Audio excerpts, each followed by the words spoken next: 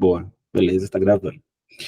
Bom, gente, então sejam bem-vindos aí a mais uma edição aí do Trocando Figurinhas, né? Essa iniciativa que a gente puxou aqui através do que a gente chamou aqui de Design System Club, que é uma iniciativa que eu e o Daniel, né, a gente trabalhou junto em outros lugares, e a gente falou, a gente tem muito conhecimento acumulado aí, vamos se juntar e falar sobre, enfim, trocar as nossas experiências, falar sobre o que a gente tem feito, puxar o pessoal do mercado para conversar, enfim, né, compartilhar conhecimento. Então é muito a motivação para criar isso foi meio que isso, assim, né? A gente tem um espaço para a gente documentar nosso conhecimento e também trocar com outras pessoas, né?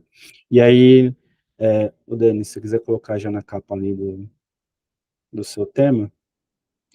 Então, esse é o segundo, né? Apesar de ter número um, esse é o segundo papo que a gente está tendo, trocando figurinhas. O primeiro foi que a gente teve foi com a Ana, sobre design token, está gravado, e depois posso compartilhar novamente o link para vocês. A gente montou ali um canalzinho no YouTube e a gente vai registrando essas conversas aqui. E aí, assim, Lincoln, tem um tema que eu gostaria de falar, traz aí para a roda. Então, a gente estava até conversando aqui antes no cafezinho aqui, né? Já surgiu um possível próximo tema. Então, se você tá com uma ideia de trocar ideia sobre alguma coisa, me chama ali no privado, ali no WhatsApp, a gente combina ali um dia, um horário, você ganha uma ilustraçãozinha para capa, e a gente marca a conversa e segue a mesma coisa, beleza? Eu esqueci de me apresentar, eu sou o Lincoln, atualmente eu trabalho aqui no BMG como Lead Design System, e aí estamos juntos aí nessas aventuras de DS já há um tempinho, e contem comigo aí para o que vocês precisarem, tá? Vou passar a palavra aí pro Daniel e manda bala. Boa, Linqueiro. Valeu. Vou passar aqui. Bom, meu nome é Daniel Bolhos, mas todo mundo me chama de Bolinhas, não tem jeito. Já passei aí por alguns design systems, inclusive aí com o nosso amigo Lincoln, a gente já fez alguns DS juntos. E atualmente eu sou Product Design Lead no Dell Design System, mais focado na parte de visualização de dados, mas a gente tem bastante iniciativa Cross Squad. Não tá tendo. Tá congelado as vagas já tem um tempo, infelizmente. Mas se souber de alguma coisa, mano, eu te dou um ping. Mas o meu foco maior é a parte de visualização de dados, até se é uma parada que vocês tiverem interesse também, dá um toque no Lincoln que a gente organiza um trocando figurinha. Então, desde a parte de construção de componente, pesquisa e tal. Mas hoje a gente vai falar mais sobre a parte de organização de arquivos no Figma mesmo. Bem como o Lincoln falou, a ideia não é ser uma aula, é só tipo, compartilhar um pouco de como a gente está fazendo lá e trocando uma ideia, pode fazer pergunta. Se vocês tiverem também algo para mostrar, fiquem à vontade. Mas eu acho que o grande desafio que a gente tinha lá é justamente por a gente ter um time bem grande de design system. Eu acho que a gente tem, Gabi, me corrija se eu estiver errado, mas acho que a gente tem em torno de 40 pessoas focadas em design system.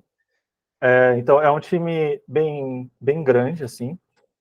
E a gente trabalha nesses três pilares, né, que seria o Foundations and Components, que é tudo que cuida de componentes em si, então as cores e os componentes core. Tem a parte de visualização de dados, e tem o time de plataforma, que é o que a Gabi está, que cuida da parte de site, a parte de comunidade, enfim. Então são basicamente esses três pilares, né? E cada squad meio que tem uma necessidade diferente, né? Tipos de arquivos diferentes.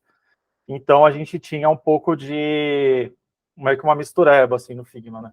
A gente não tinha muito um padrão, tanto para nome de arquivo, capa, a estrutura, tal. E a gente começou a sentir uma necessidade de reorganizar conforme o time foi aumentando. Então a primeira coisa que a gente fez foi dar uma olhada em todos os arquivos que a gente tinha, dentro de todas as squads, e identificar quais eram a estrutura de páginas mesmo dentro daquele arquivo que eram mais comuns, e o que a gente costuma entregar ou para os devs ou para os PMs. Então, a gente tem um arquivo que, na verdade, ele conta o processo inteiro, ou daquele componente, ou no caso de alguma feature do site, que vai desde a parte de discovery, o concept, playground, critique, documentação, handoff, fica tudo no mesmo arquivo. Então, a gente criou esses dois componentes, na verdade, que eles ficam dentro do back-office, que caso você queira criar um arquivo do zero ou estiver ajustando algum arquivo que já exista, você só arrasta ele para sua artboard e consegue ir copiando esses textinhos lá e estruturando seu arquivo. Ou você só copia como um draft e vai ajustando. E a gente criou essas duas variantes porque a gente tem arquivos que são menores, mais simples, então você pode usar esse primeiro aqui, o menorzinho, e aí dentro de cada linha aqui é uma página mesmo, e em alguns arquivos mais complexos, com features maiores, por exemplo, o data table, ou componentes que requerem um pouco mais de tempo para criar, você pode usar subpáginas, né? Então, a gente tem essas duas estruturas que é para ficar um pouco mais flexível. Ô, Dan, você consegue dar um zoom aí? Acho que não. Dá para dar zoom no protótipo? Acho que não. Porque Ah, tá, só numa apresentação. Tá bom. É. Qualquer coisa depois volta lá para edição. Sim, eu volto no zoom no Figma mesmo e dou um zoom. Bom, aí como que a gente dividiu a estrutura do time mesmo? A gente criou vários times no Figma. Eles estão todos dentro da mesma organização, que é o DDD, que é o Dell Digital Design. E a gente tem o time público, que é onde a gente coloca os UI Kits mesmo. Então, é o Dell Design System V2. Aí todo mundo tem acesso. Ninguém tem acesso de editor, claro, mas sim, é um Enterprise. É o plano mais topzera aí do Figma. Então, beleza, todo mundo pode acessar aqui como só a gente é editor, claro, mas todo mundo pode ter o acesso de visualização. E a gente tem esses times internos, então tem o de Foundations and Components, Data Visualization, o Back Office e o de Plataforma. E aí dentro de cada um, a gente criou as estruturas de projetos, que seriam mais ou menos assim. A mesma coisa que a gente fez com as páginas, a gente fez com os projetos, então a gente deu uma olhada o que tinha em comum dentro dessas squads, e a gente criou bloquinhos, né? A gente criou vários projetos, então, por exemplo, esse aqui é o de DataVis, então a gente tem os elementos dos gráficos, a gente tem os componentes de gráficos, a gente tem as discoveries, a gente tem os arquivos de beta, as fundações, tem arquivos de apresentação, e aí cada tema tem a sua própria cor, ele tem eu vou mostrar a capinha depois com mais um.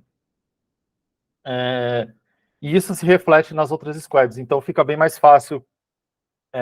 Aqui dentro da Dell a gente tem essa cultura de rotação de squads, então, por exemplo, eu posso ir para Foundations and Components, ou eu posso ir para o time de plataforma, ou, né, enfim, então a gente roda bastante.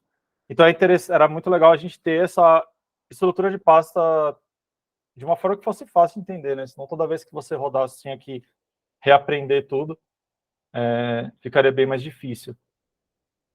Aqui é um zoom de como que é o nosso projeto de componentes. Então, dentro dessas pastinhas, beleza, você entra. Eu quis mostrar como é dos componentes, porque a gente acabou fazendo algo um pouco diferente em DataVis.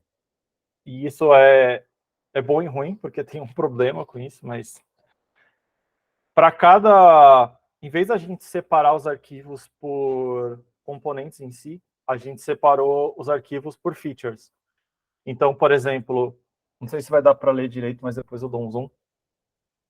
Mas a gente tem, por exemplo, o gate chart.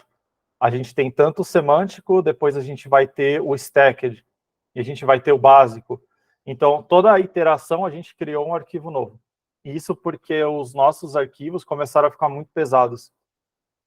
Porque, principalmente, DataVis e DataTable, tem muita iteração, porque a gente vai cada vez mais acrescentando novas features. Então, o arquivo não aguentava mais. Você abria, travava o computador. Então, a gente acabou separando por features, assim a gente coloca toda a discovery de cada pedacinho nesse arquivo, e a gente consegue versionar esses arquivos também. Então a gente consegue ter um controle um pouco mais granular ali de cada versão. Não, ele é porque os arquivos em si, eles são bem parecidos. Tipo, o único arquivo diferente que a gente tem seria os arquivos mais focados em Discovery. Mas mesmo assim, na Discovery vai ter algumas páginas em comum, e aí o que você faz é só apagar as que você não vai usar. Mas, por exemplo, o time de plataforma mesmo, eu sei que eles usam algumas páginas que são um pouco diferentes. Então tem uma certa flexibilidade também, né? Não é que você precisa seguir aquilo à risca, mas ele é meio que um ponto de partida ali. Então, não é só para componentes, você pode usar para qualquer página que você precisar. E qual que é o problema disso que eu estava falando, dessa parte aqui? Porque a gente gostaria que tivesse um nível a mais. Então, que eu pudesse agrupar, por exemplo, todos os gauge charts na mesma pasta. Aí, claro, dá para você ir pela busca aqui, procurar gauge chart, ele vai te mostrar só eles. Mas seria mais fácil se tivesse alguma forma de você ter um filtro mais rápido aqui para você mostrar só a página que você quer ou agrupar. Então, infelizmente, a gente chega no limite que depois de projetos você não consegue agrupar mais, né? Isso enfim, é um pouco problemático. E ainda mais problemático se você não paga o Figma, que aí você não consegue nem ter times, nem ter projetos direito. Então, essa parte de organização no Figma ainda é um pouco limitada. E aqui é um pouco do nosso UI Kit em si, como que a gente está oferecendo. Então, tem aquele time que é público, e a gente tem 2 projetos lá dentro. A gente tem os UI Kits que foram depreciados, então eles têm a capinha um pouco diferente. Dentro do arquivo, eles têm os próprios componentes, eles têm um aviso que o componente foi depreciado. Isso é uma coisa também que a gente pode ser um tema também, como lidar com bibliotecas depreciadas e tal. A gente não pode deletar essa biblioteca porque tem muitos times que ainda usam e eles não conseguiram ter grana para migrar para a biblioteca atual. A gente não pode deletar, mas a gente também não presta suporte mais. Então ela fica aqui meio que num limbo por enquanto. A ideia é mais para frente a gente poder deletar. Cara, então, aí que tá. Aí outra polêmico. Para implementar o DDS, no caso, você vai precisar de mão de obra, né? Você vai precisar de tempo para implementar o design system. O código que eles tinham nesse beta antigo, que a gente tinha uma biblioteca beta, eles meio que não são compatíveis, porque é um código muito antigo. Então, eles teriam que refatorar o código para conseguir usar a biblioteca nova. E aí, às vezes, eles não têm tempo, né? E o tempo é verba, e aí eles não conseguem adotar. Então, a gente precisa meio que dar um tempo para eles conseguirem priorizar isso e daí adotar para as versões novas. Isso acontece não só com DataVis, tem a versão 1 do DDS, tem muito time que usa ainda, tem alguns times que usam componentes em beta, enfim. Como eu disse, são 350 times, tem de tudo, assim. Os principais times, eles migram rapidamente, os times mais fortes, assim, os produtos mais fortes da Dell, eles migram com mais velocidade, mas os produtos que são menores é um pouco mais difícil. Aí, beleza, aqui tem o nosso UI Kit, os UI Kits atuais mesmo, aí aqui o zoom da capinha, cada um tem a sua capinha, a ilustraçãozinha, mas nem que é isso, assim, a parte de organização do Figma a gente fez desse jeito, por enquanto tem funcionado bem, mas nada impede de que a gente mude uma coisa ou outra, a gente vai ter coisas novas aí. Nossa, minha câmera tá bem escura, parece que eu tô numa caverna, mas beleza. Algumas coisas vão mudar, então provavelmente a gente vai acabar ajustando uma coisa ou outra, mas acho que tem funcionado bem, assim. Eu não sei se alguém mais fez pergunta que eu acabei perdendo. Não, tô acompanhando aqui. Segue aí. Não, é isso, boa. cara. Deixa eu voltar aqui para o outro. Boa, depois que você dá o zoom aí, eu tenho algumas perguntas. Aí, Beleza. pessoal, fique à vontade aí para abrir o microfone, perguntar, enfim, falar, comentar como que vocês têm feito aí também do lado de vocês. Enquanto o Daniel vai abrindo, eu acho que um ponto principal aí, fique à vontade também para compartilhar, em relação ao plano do Figma, né? Aqui a gente usa não o free, né? Mas o segundo ele pago ali, e hoje a gente já encontra bastante esse desafio de como separar as coisas, né? Ainda mais no cenário onde eu tenho outras áreas entrando é, no Figma, né? Então, eu tenho agora o time de marketing usando o Figma, usando principalmente a parte do FigJam. Tem o time de produto também, usando ali bastante o FigJam. Tem o time de atendimento também. Então, tipo assim, faz sentido deixar eles com acesso a tudo? Não faz sentido, mas hoje eles podem ter. Então, eu só conto com a sorte para que eles não acessem nada lá e saiam deletando. Mas realmente essa questão do Figma às vezes acaba sendo um pouco limitador nesse sentido, né? É o que eu falei, principalmente no plano gratuito, você não consegue organizar nada. Eu coloco umas tags com as coisas no nome do arquivo mesmo e vou pela busca, tipo, muito tenso.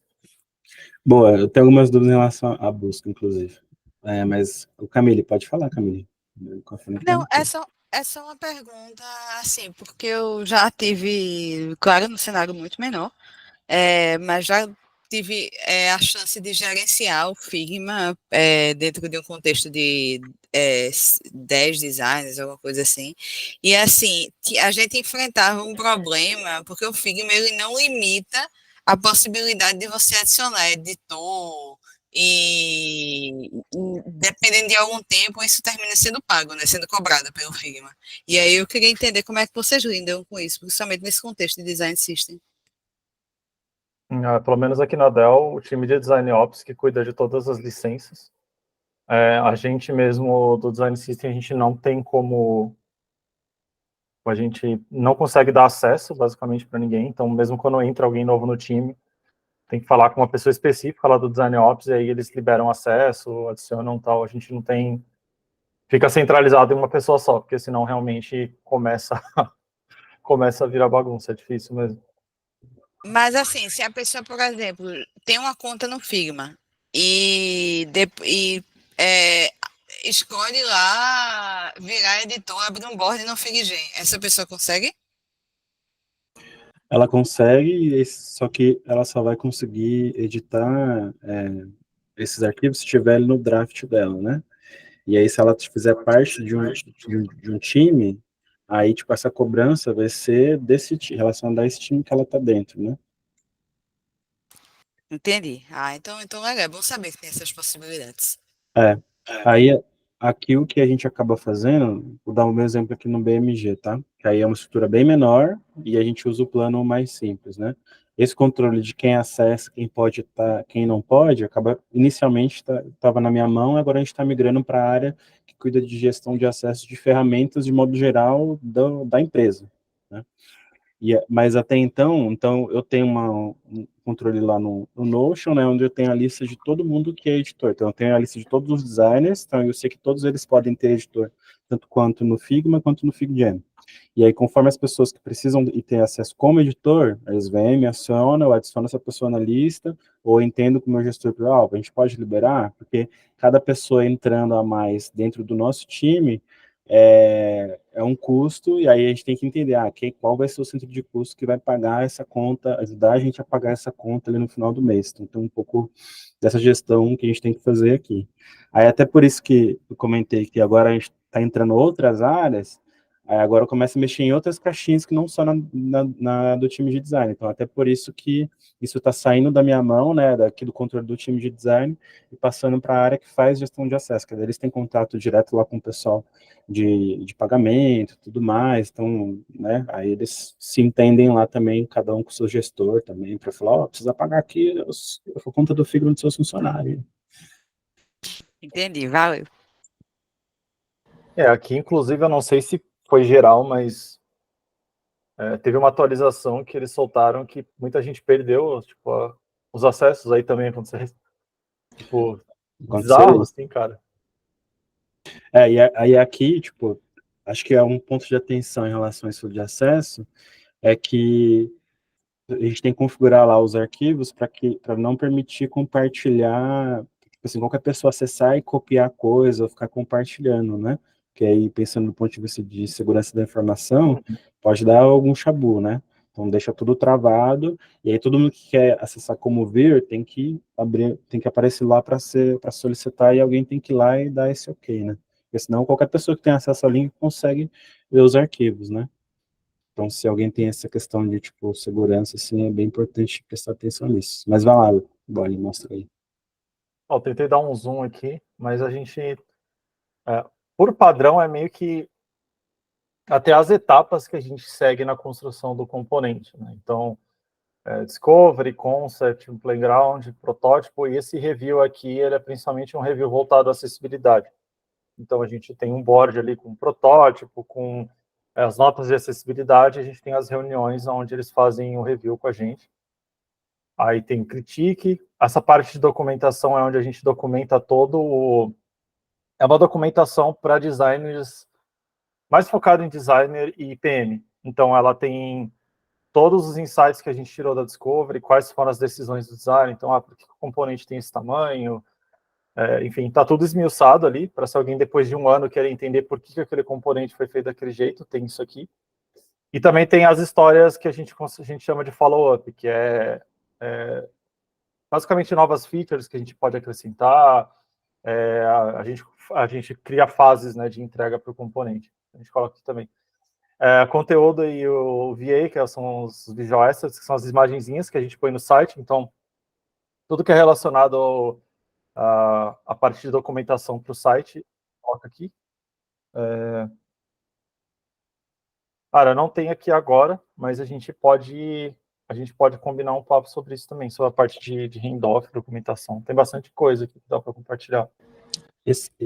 Então, mas aí, tipo assim, então, tudo, esse template, ele funciona tanto para, tipo assim, um designer do design system, que vai montar um componente, quanto para o PD, que vai construir uma tela, alguma coisa assim. Todos eles, em tese, deveriam seguir esse padrão, tipo, é meio que isso? Assim? Isso é algo mais interno. Tá. Agora, porque o que acontece? A gente não tinha tanto o time de Design Ops, ele era um pouco apartado do time de Design System. Então, o time de Design System acabava meio que não tendo muito contato com a parte de processo de design do resto da empresa. Agora, com o Design Ops perto, a gente já consegue... A ideia é, inclusive, ter mais isso. A gente lançar mais documentos para que a empresa inteira consiga usar. Isso aqui é uma das coisas que está no topo da lista ali. A gente ter arquivos padronizados na empresa inteira. É claro, é um baita desafio, mas se a gente tem algum ponto de partida, já ajuda bastante, porque realmente cada produto segue uma lógica bem diferente. Assim, por exemplo, às vezes o file info está aqui embaixo.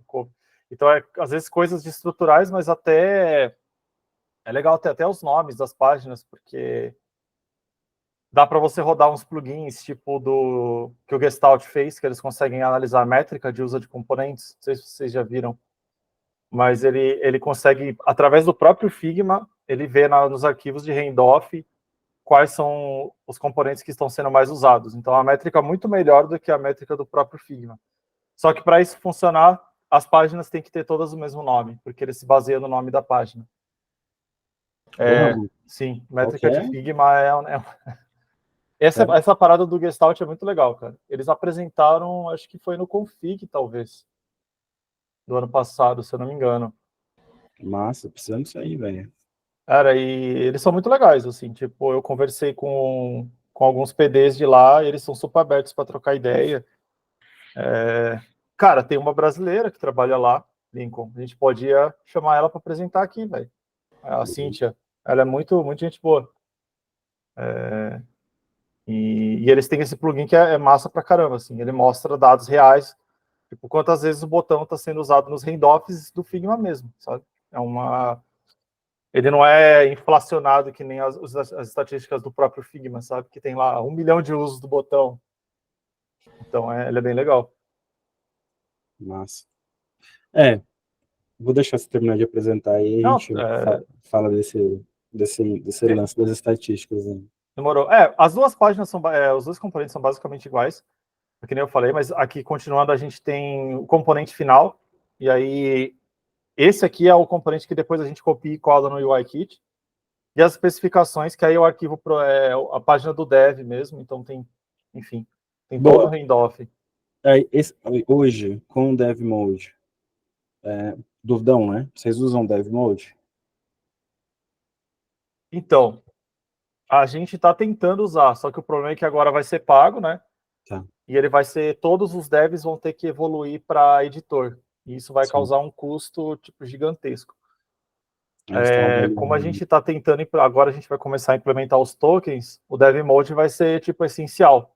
Então a gente não usa ainda muito, mas enfim, deveria. Gabi, valeu por responder. A gente deveria usar mais. A ideia é que use mais. Boa. É porque daí, no caso do Dev Mode, eu vi que você adotou como padrão ter os emojis aí para ajudar aí, né? Aí, no caso do Dev Mode, ele ficaria com mais a marcaçãozinha de pronto para Ready for Dev lá. Exato.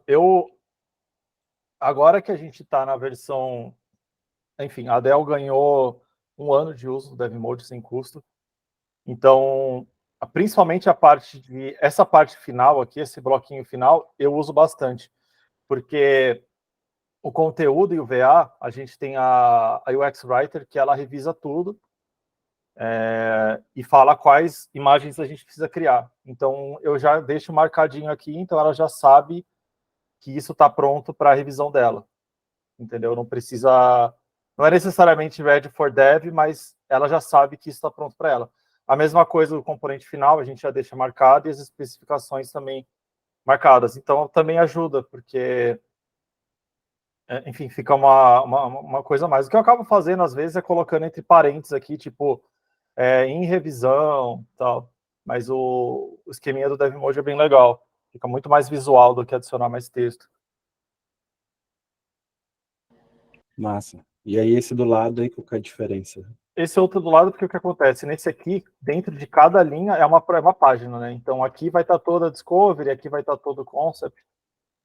Existem alguns casos que a gente precisa fazer, assim, uma pancada de entrevistas, um monte de benchmark, user journey. Então, a gente usa esse outro modelo, no qual o Discovery em si é uma página preta, não tem nada. E aqui, sim, tem as páginas, até quase como se aqui fosse um menuzinho, né?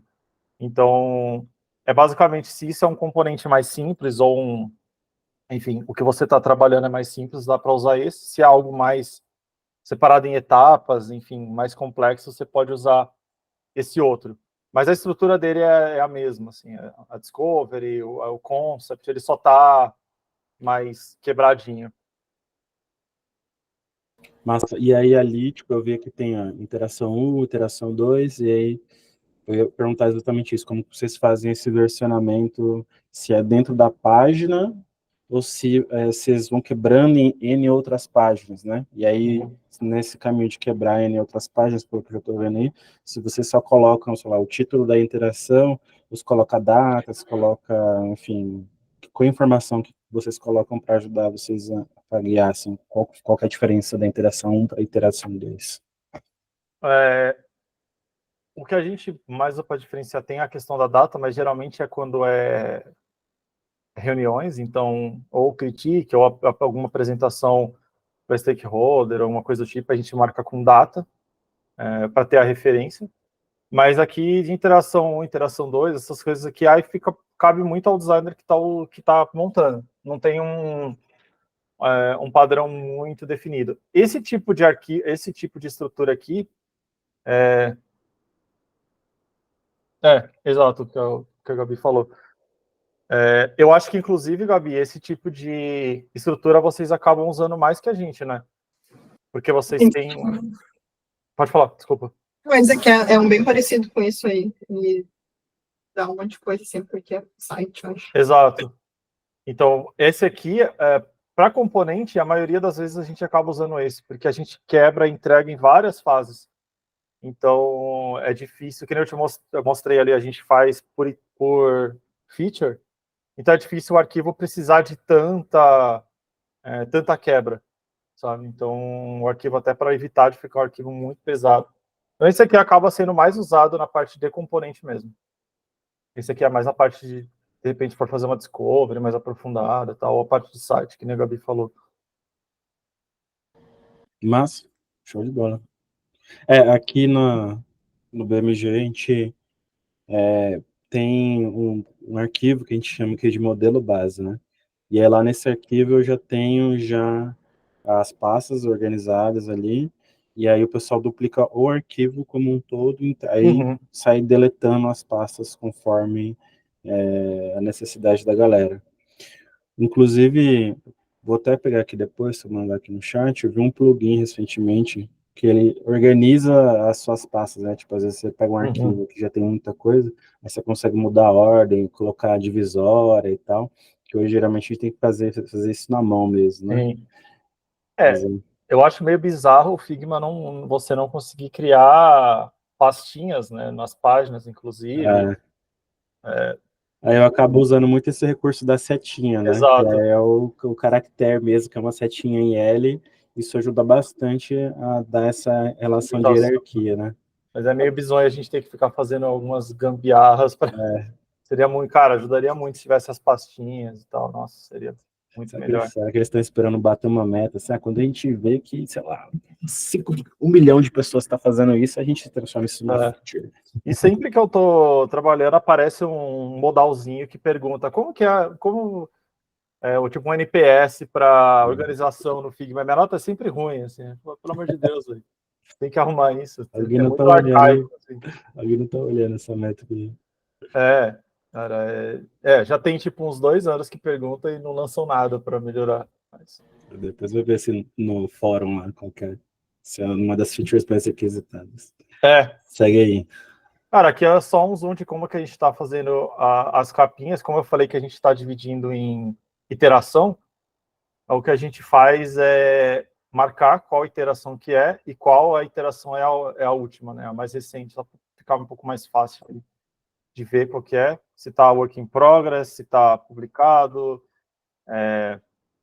Acho que tem work in progress, published, tem in development, que é quando o time de dev já está trabalhando.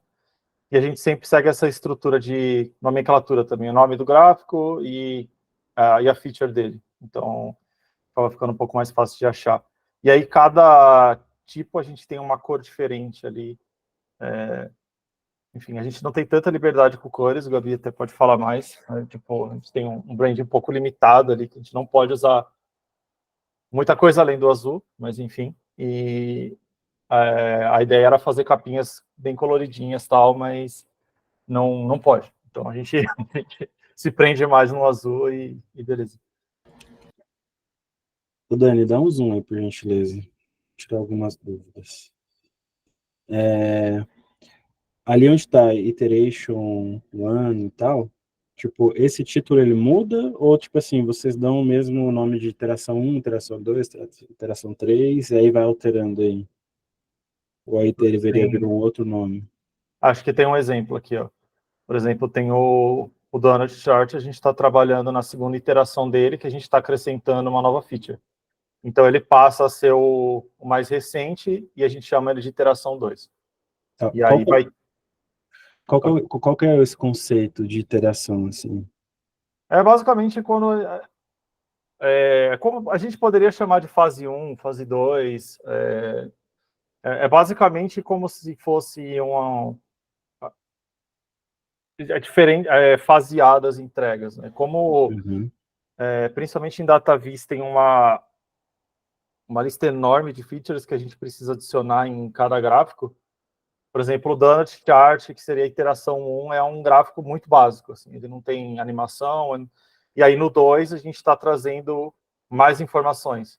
Então, era como se fosse a segunda iteração, ou a segunda versão. É que a gente chama de versão 2, só que começou a dar conflito porque a gente tinha a biblioteca versão 1, biblioteca versão 2, e aí dava a entender que, na verdade, ele era do V2 e não a versão 2 do componente, entendeu? Entendi. Eu ia chegar exatamente nesse ponto. Isso tinha a ver com a versão do componente, né? Exato. Tipo, não tem a ver com a versão da biblioteca. Então, a gente tentou achar outra palavra que não tivesse a ver com versão para diminuir essa ideia de que tem a ver com a biblioteca V1, com a biblioteca V2, ou com beta, ou qualquer coisa, que tem a ver com o componente do V2 específico.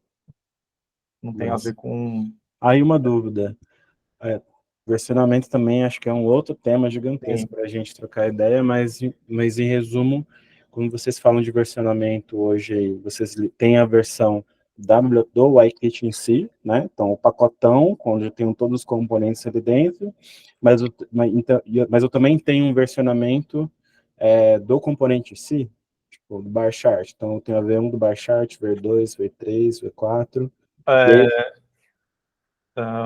Não, não. tá, Tipo, a gente tem a versão o que acontece, na verdade, no Database a gente está conseguindo manter isso como uma biblioteca mais nova, a gente está conseguindo deixar alinhado a versão do Storybook com a versão do UIKit. Em outras bibliotecas, isso, assim, todos vão estar na versão 2, mas o UIKit pode estar na versão 2.3 e o Storybook pode estar na versão 2.5.2. Porque, enfim, eles lançam às vezes bug fix e coisas que no UIKit a gente não faz. E é uma das coisas que a gente quer ajustar aí para uma versão nova, é ter esse versionamento certinho, né, de Storybook para UIKit. Que nem eu falei, no Database, por enquanto, a gente está conseguindo seguir a mesma versão, mas vai chegar uma hora que vai desandar. Mas o componente sim. em si não tem o versionamento. Assim, ele está atrelado à versão do UIKit, no caso do design, ou do Storybook, no caso do código. Mas aqui eu vejo muita dificuldade nisso, porque hoje do lado aqui, do nosso lado, é muito na mão, né? Se a gente quer deixar evidente qual versão que a gente está daquele elemento, daquele UIKit, daquele, enfim, né? Eu tenho que ir lá e digitar, beleza, naná. E aí isso não é tão prático, né? Do lado do código eu consigo ter isso um pouco mais automatizado. Mais interessante. Sim, total. Mas aí uma dúvida. Desculpa, gente, eu voltei, tive que dar uma saidinha. Não, manda bala. Por exemplo, vocês estão hoje com vários componentes já de certa forma já estão prontos, pelo que eu estou entendendo. Então, tipo, o máximo que vocês vão ter a partir de agora não é criar um componente novo, mas sim mais a revisão e melhoria dos atuais. Mas se por acaso surge um componente novo, ele gera um versionamento novo para este componente, por causa deste componente ou não? Você diz versionamento da lib em si? Isso. Sim. Para cada componente novo, a gente lança uma versão maior, né? Então, é 2.1. E todas as features novas, se as features forem pequenas, aí é como uma versão minor, mas depende muito. Eu estou falando da parte do DataVis, mais especificamente, né?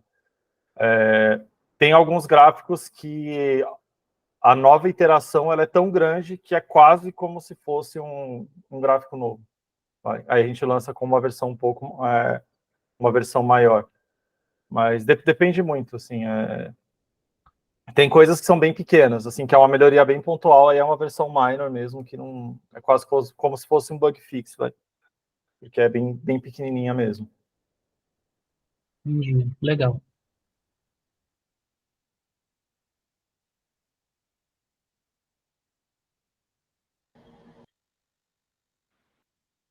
Aí tinha a estrutura lá dos times, né? Que você tinha mostrado também no slide, né? Sim. No caso, isso aqui está mudando, que nem a Gabi falou. A Gabi, no caso, ela fica no time de plataforma, mas a gente está mudando de estrutura.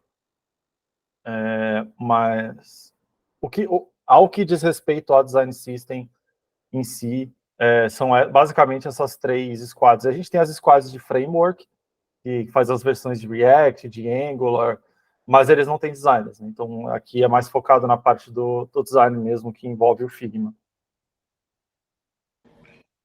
Dúvida. Aí em relação, tipo, ao conteúdo da página em si. Hoje vocês têm, tipo, um padrão para algumas coisas, como que vocês organizam ali dentro, ali? Porque eu sinto que, tipo assim, beleza, se a gente definir um ponto de partida de organização é legal, eu consigo ter e tal, mas é muito difícil de eu ter o controle disso, né? Então a gente acaba colocando aqui algumas boas práticas de tipo, pessoal, usa, agora que tem a section, usa a section, coloca o nome, principalmente com aquela questão de eu poder ver as evoluções, né? Ter o histórico das coisas e tal. Então, vai fazer alguma interação, faz dentro dessa própria section que você está mexendo, para a gente conseguir guardar o histórico. Se a gente for usar o dev mode, marca a section e tal. Tem alguma coisa de padronização nesse sentido também? Cara, essas coisas não menores, mas mais voltado ao dia a dia do trabalho é um pouco mais solto, assim. Eu falei, por ser um time maior, é bem difícil de ter esse controle, assim, né? Tipo, a gente... isso também tem a ver com as squads, né? No caso do DataVis, a gente já tem algumas formas que a gente está acostumado a fazer. Por exemplo, no time da Gabi, eles têm algumas coisas que eles estão acostumados a fazer daquela forma, né? Tipo, como não tem muito certo e errado, essa questão que você falou é bem legal, porque tem realmente um porquê, né? Tem um ganho ali com isso. Mas para as outras coisas que acabam sendo muito mais relativo ao que você está fazendo, acaba ficando mais livre. O Marcos perguntou não, ele falou uma coisa que é bem legal. Infelizmente eu não tenho aqui para mostrar. Não é exatamente isso que ele falou. Isso que ele falou é uma coisa que a gente acaba não fazendo, mas é bem legal. A gente tem nesse file info aqui, o que a gente tem além da capinha ali, a gente tem como se fosse uma folha de metadados. Então tem o e-mail do designer responsável por aquela feature, com as histórias do Gira, comentários, e a gente coloca o link para, no caso do DataVis, por exemplo, se você tiver na segunda iteração daquele componente, lá tem os links para os arquivos antigos, ou arquivos que foram depreciados, referências. Então a gente quase que cria uma folhinha de informação para qualquer um que cair no arquivo, ele consegue entender o que está acontecendo. Eu não tenho aqui a imagem para mostrar, mas acaba sendo bem útil, assim. Tem que sempre lembrar de ficar atualizando quando você entra ali, mas se torna útil porque você consegue ter um histórico ali de quem trabalhou no arquivo e tal. Massa. Opa, Gano, mostra aí, vai bater ela aí, cara. Manda bala. Opa, boa noite, galera. Boa noite. Beleza? Deixa eu até abrir a câmera aqui, compartilhar. Eu não sei se dá para compartilhar por cima, mas... eu paro aqui. Mas acho que no Meet dá. Manda Como bala. tem um monte de mentores no Adaplist, e a plataforma deles lá tem um monte de limitação, eu tô bloqueado com a estrutura deles ali. Mas até compartilhando aqui, só um segundinho. Vamos aparecer. É até muito legal, né, que dá para a gente utilizar, né, a própria capinha, né, que a gente usa ali no próprio arquivo. Eu dou esse exemplo, né, que a própria capinha também tem um monte de informação, e o mesmo framezinho de cover, né, que fica ali na miniatura do arquivo, também tem essa opção aqui de links, né, então fica bem legal que a gente consegue ter essa estrutura aqui. O topo, né, fica a capinha que está visível lá fora, e ainda no mesmo frame tem essa parte de links aqui, é bem legal, né, então se eu quiser ir nesse exemplo aqui, um projeto fictício aqui, eu quiser para essa parte aqui de login, sign up, só clicar automaticamente dentro do mesmo arquivo, ele já vai para essa página, então fica bem útil ali no dia a dia, principalmente quando é a primeira vez, né, que alguém acessa um arquivo, já conhece logo de cara, né, todas as páginas possíveis, né, porque vai entrar diretamente na primeira página desse mesmo arquivo, né, aí já tem esses atalhos aqui para outras áreas. Então, se você quiser ir para a página de componentes, alguém que queira consultar só componentes já vem direto. Então, acho que o Rick, né, que falou, né, essa parte de índice, né, também fica bem útil ali dentro do arquivo, e reaproveitando, né, o mesmo framezinho da capa. Isso é super legal de fazer nos projetos, agiliza bastante no dia a dia, principalmente alguém que não tenha familiaridade, né, com esse tipo, né, de organização que a gente, igual, quem estava falando, né, acho que o Lincoln estava falando, né, da limitação, né, que a gente tem, né, de possibilidades aqui das possíveis páginas e organização disso. Isso aqui, essa estruturinha ajuda bastante no dia a dia, quem não tem essa familiaridade com essa estrutura que a gente está montando na mão aqui. Então, esse jeito da capinha é super útil em vários momentos ali, e até de ficar bem bonitinho também, essa primeira recepção que a gente faz quando alguém entra no arquivo a primeira vez. Isso que eu ia falar, ele fica convidativo, né? Fica bem bonitinho. Tá bem legal isso aí. O que você falou, cara, para, por exemplo, um PM que às vezes nunca trabalhou com Figma, o cara ficar fuçando ali nas páginas, não é muito amigável, assim, ficou bem bonitinho, ficou bem legal. Cara, se contar. passa a cola pra gente aí de qual que é a área útil que você considera ali, que aí você vai deixar certinho no thumbnail, né? Tipo, você deixa um espaço ali maior, né? Geralmente essa área aqui de cima, a proporção ali 16:9, 16:10 ali funciona bem, né, para a área visível que fica, né, nessa parte aqui, e o restante dali para baixo pode aumentar o framezinho da própria capa e meter. Aqui não sei se aqui tá até a régua aqui. É isso, essa colinha que eu queria. Aqui, esse framezinho, eu acho que quando ele tá com 640 de largura, então acho que de altura deve dar uns 400 aqui. Nossa. Mais ou menos algo nessa proporção, e dali em diante fica os linkzinhos, e bom, que fica toda a personalização, né, como a gente já coloca, né, por exemplo, os designs envolvidos, o status, né, do próprio arquivo e o próprio título, fica reservadinho aqui na parte de cima, o restante está livre ali para a gente colocar os links aqui. E aí, outra dica, eu também até deixo esse cover bloqueado, né, até para outra pessoa que tiver o poder de edição desse arquivo também não correr o risco de editar qualquer coisa, e mesmo assim os próprios links ainda ficam super funcionais, até com esse cover bloqueado. Então, fica perfeita essa estrutura, com até essa capinha bloqueada também. Show, mano. Fico feliz de ver que, ao menos dessa vez, o Figma não está redimensionando o tamanho da altura desse cover para caber dentro daquele espaço, porque quando eu fazia, ele literalmente espremia tudo lá dentro. Aí eu falei, caramba, tem que gerar 2 arquivos, duas páginas, então isso é Tanto que eu bacana. fazia separado também por conta disso. É bom saber Eles deram uma melhorada, né, nos covers, né? Agora tá maiorzinho e tal. Antes era meio esquisitinho. Tinha uns overlays quando você passava o mouse, aí você tinha que deixar uma área maior embaixo. Tal. Eu ia perguntar, aproveitar e falar de capa, desculpa já cortando vocês aí, vendo que que o Pagano compartilhou e até obviamente eu não assisti o que o Bolinhos falou antes, mas a minha dúvida na maioria das vezes a gente trabalha, ao menos em consultoria, quando a gente trabalha com times, a gente tem, sei lá, 20 designers que se revezam ao longo de um ano trabalhando em um projeto. Colocar a carinha de todo mundo na capa dá ruim. E aí, o que vocês propõem? A gente considerou fazer na verdade, a gente queria colocar o nomezinho mesmo. E acabou não rolando por causa disso, porque a gente sabia que a gente ia ficar com preguiça de ficar atualizando. Não ia ter jeito. Aqui Mas duas últimas pessoas que editaram o arquivo ali, olhem lá. Mas é legal. Eu acho, assim, até num time grande que nem o DDS, é uma coisa legal porque você bate o olho e já fala, pô, já sei com quem falar. Né? Você não precisa nem abrir o arquivo. Mas, e de preferência que seja a mesma foto que a pessoa usa no Teams, no Meet, enfim, na ferramenta que for, né? Porque daí você já bate o olho. Eu não sei quem que é a pessoa, mas eu bato o olho na foto, beleza. Já vi ela em algum lugar, vou caçar aqui. Sim. Mas é difícil, porque é mais uma coisa para atualizar e às vezes na correria acaba passando batido mesmo. Mas é legal. Aqui no modelo antigo a gente tinha a foto e até mais, eu tinha tipo uma barrinha que trazia o status que aquela demanda tava, assim, né? Tipo, desde o momento até o delivery, assim. Então, além de atualizar a foto, eu tinha que atualizar esse status também. Claro que você vai ver todos os projetos, tá tudo com a mesma capa, do mesmo status, com as mesmas pessoas, né? Então, a pessoa trabalhando pra caramba, né? Só. Ou não, né? Porque tá tudo às vezes parado. A gente tenta trocar pelo menos a tag é bem mais simples, é tipo, tá na etapa de design, etapa de desenvolvimento e publicado. Mas às vezes eu dou uma olhada lá e falo, putz, tem que atualizar. Aí eu vou abrindo e atualizando, porque acaba ficando para trás mesmo. Não tem. Seria maravilhoso ter uma parada automatizada para isso.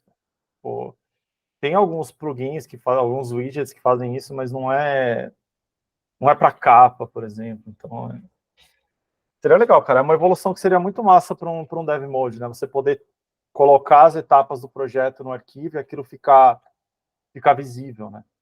Eu vi um DS que fizeram que as capinhas ele tem tipo assim é tipo o banheiro, sabe, que você tem aberto e fechado. E aí você tinha os arquivos fechado, tipo em uso e aberto, ou seja, para ninguém entrar no arquivo e ficar bisbilhotando antes de estar pronto. Mas você não tem uma coisa que você pode meio que bloquear, né? Tipo, se a pessoa está no mesmo time, Sim. ela tem acesso. Então, realmente, essa parte de gerenciamento ainda está... não, acho que nem que está para trás. Acho que a indústria, principalmente de design, está tão acelerada que tipo, eles estão... Nem falaram aqui de... Alguém falou no chat sobre variables. Tipo, cara, é uma parada que tinha que ter sido lançada há muito tempo, né? Uhum. Então, eu vejo que eles estão correndo atrás disso.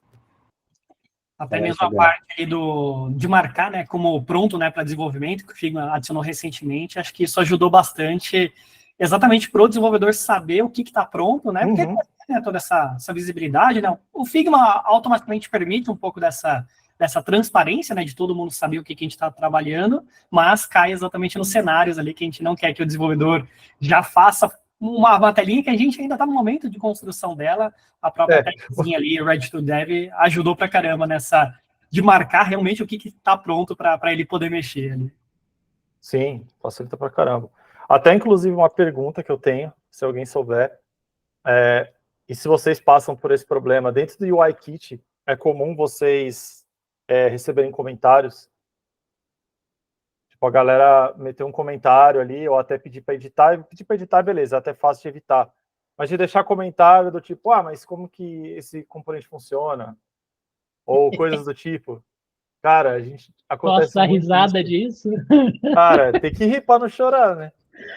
Ó, no último projeto que eu tava, eu até contei pro pessoal no curso que eu tô fazendo lá com a Ana Takahashi, o Lincoln, tá? E acho que ele deve ter ouvido isso, não sei se ele ouviu o que eu dei a comentar. A gente tinha um problema que a pessoa... Deixa eu ver. Desculpa. Não tá. Beleza. A pessoa responsável pelo design system era... Na verdade, é uma pessoa que ainda precisa se preparar muito para o mercado. Então, é uma pessoa júnior, que aí foi escalado que iria ser a pessoa responsável pelo design system. Qual o problema disso? É que quando você dá liberdade para a pessoa vir lá e dizer assim, olha só, se tiver dúvida, você comenta. Em todos os lugares essa pessoa e as outras pessoas que não tinham noção do que era um design system ou como funcionava, meteram pitaco e pau em tudo. Mas em todas as telas, em todas as não, isso aqui está errado, isso não funciona, isso não é assim, tem que ser refeito, tem que ser desfeito. E aí eu tomei a decisão de simplesmente fechar. Eu trouxe para dentro da consultoria o design system que a gente estava criando dentro da conta do cliente. Eu falei assim, eu só vou usar a conta do cliente quando finalizar o projeto. Mas é complicado, porque aí você fica, caramba, eu quero resolver coisas pontuais e tem 200 mensagens lá para resolver, para dar um resolve ao menos, e fica no histórico. A sorte é que quando você salva o arquivo, e aí, obviamente, que isso é uma questão de segurança, mas quando você salva o arquivo na máquina e vai subir na conta do cliente, aquele histórico já era.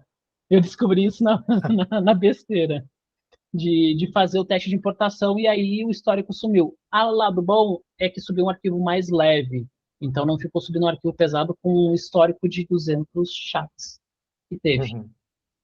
Mas é bem complicado. Isso aí. Então, porque tipo, você... no nosso caso, a gente tem, que nem eu falei, o UIKit é público, só a gente tem acesso de editor, mas você não tem como bloquear comentários. Tipo, o que a gente viu que dá para fazer é um webhook que ele vai fazer um auto-reply, do tipo, não comente aqui, tire as dúvidas no canal dedicado, tal, e fecha aquilo. Só que não é ainda o ideal, né? O ideal seria... Porque muitas vezes a pessoa deixa o recado e, tipo, vai embora, não vai ver a resposta, né, e tal. Então uma outra pessoa vai ver aquele comentário, fica assim, é um documento, não é para ter comentário, né? Então, eu não sei, eu realmente não sei se tem um jeito de você bloquear comentários naquele arquivo. Eu pesquisei muito e não achei nada. É um bom ponto. Abri lá no fórum lá do Figma. Cara, a última reunião que tive com eles, eu perguntei, eles me... Eu acho muito engraçado que perguntas que não interessam, tipo assim, não são coisas que eles vão olhar ou tal, tipo, eles simplesmente ignoram. Assim. A gente tava... É padrão Apple, né? Tipo, não sabe o que o cliente quer. Exato. Isso aí que você tá perguntando não importa muito. Então, tipo, eu lembro que era uma reunião para mostrar as features que eles iam lançar no passado no Config. E aí tinha algumas coisas, por exemplo, até no Dev Mode, que eu perguntei, mas não seria legal ter assim? Então, tipo, fica ali, porque eles colocam, tipo, na reunião, eles deixam um board para você meter uns post-its, né? E aí é muito nítido as perguntas que eles não querem responder, tipo, não é aleatório, eles só, vamos para a próxima. Essa do comentário ficou lá, esquecida para todo sempre. Nessas horas eu tenho saudade do pessoal da Sketch, que o pessoal da Sketch, você chamava eles para conversar, eles estavam querendo, ávidos por informação. Então era... Massa. É isso. Boa, Outra galera. coisa que eu sinto falta do sketch, cara, as duas têm prós e contras, mas tem algumas coisas no sketch que, cara, que eu sinto falta, que eu falo, pô, mano, como que os caras não colocaram isso ainda, né?